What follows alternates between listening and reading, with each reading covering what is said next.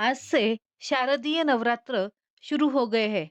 मैं सौ अनुराधा बियानी इस उपलक्ष्य में नित्य कुछ कहानियां प्रस्तुत करने का प्रयास करूंगी। इन 9 दिनों में हम भजन पूजन डांडिया खेलकर माता जी को रिझाते हैं। भगवान को रिझाने के अलग अलग तरीके होते हैं, जैसे कि नवविधा भक्ति, श्रवण, कीर्तन, स्मरण, पाद सेवनम, अर्चनम, वंदनम, दास्य, सख्य, आत्मनिवेदनम। हम किसी भी प्रकार से भगवान को रिझा सकते हैं। तो चलिए, मैं आपको नित्य श्रवण भक्ति कराऊंगी। श्रवण भक्ति द्वारा मैं कुछ कहानियों से अवगत कराऊंगी। पहली कहानी है माता शैलपुत्री। कौन है माता शैलपुत्री? दुर्गा जी पहले स्वरूप में शैलपुत्री के नाम से जानी जाती है। ये 9 दुर्गाओं में प्रथम दुर्गा है। पर्वतराज हिमालय की पुत्री होने के कारण माता पार्वती को शैलपुत्री भी कहा जाता है। माता शैलपुत्री की कथा। एक बार राजा प्रजापति दक्ष ने एक बहुत बड़े यज्ञ का आयोजन किया, जिसमें देवी देवताओं को आमंत्रित किया गया, परंतु भगवान शंकर जी को आमंत्रित नहीं किया गया। इस बात की जानकारी नारद जी ने माता सती को बताई तो उनका मन विकल हो उठा। उन्होंने भगवान शिव को इस बारे में बताया। तब शंकर जी ने कहा कि प्रजापति दक्ष उनसे किसी कारणवश नाराज है, इसलिए यज्ञ में नहीं बुलाया है। बिना निमंत्रण वहां जाना ठीक नहीं है। फिर भी माता सती नहीं मानी और उस यज्ञ में नंदी के साथ चली गई।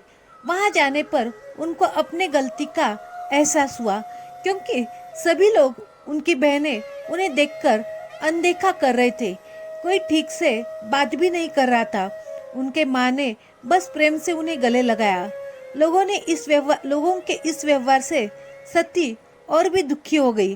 वहां पर उनका और उनके पति भगवान शंकर का तिरस्कार हो रहा था। प्रजापति दक्ष ने उनको कटु वचन भी बोले थे।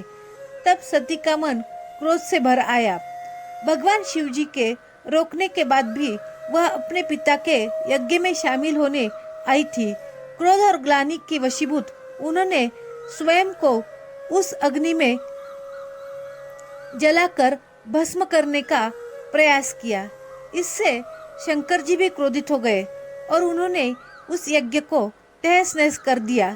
फिर वह माता सती को लेकर निकल पड़े और जहां पर उनके अवशेष गिरे माता सती के, वहां पर अभी 51 शक्तिपीठ बन गए हैं। मतलब जहां पर माता जी के अवशेष गिरे शरीर के, उस नाम से प्रचलित हर शक्तिपीठ बना है, जैसे कि विमला, शंकरी, कामाख्या, श्रृंखला, कामाक्षी, चामुंडेश्वरी, इस तरह शक्तिपीठ बने। फिर वही सती अगले जन्म में शैलराज हिमालय की पुत्री के रूप में जन्म लेती है। वही शैलपुत्री के नाम से विख्यात हुई। उनको पार्वती और हेमवती के नाम से भी जाना जाता है। उनके पूजा का महत्व।